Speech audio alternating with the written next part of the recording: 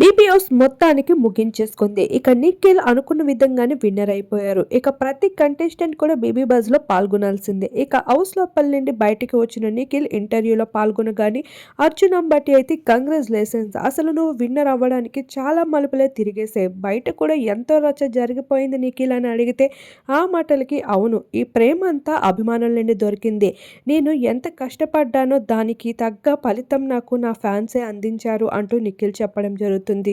ఇక ఆ మాటలకి అర్జున్ అంబాటి అంటాడు, నువ్వు ఎక్కువగా ఆట ఆడిన దానికన్నా ఒకే దగ్గర కూర్చొని ఆలోచించింది ఎక్కువైందని అనిపించలేదా నిఖిల్ అని అడిగేసరికి నేనైతే టాస్క్లో చాలా బాగా పర్ఫామ్ చేశాను, నేను చేసిన తప్పంతా ఒకటే, అమ్మాయిలకి దగ్గరగా ఉండడం.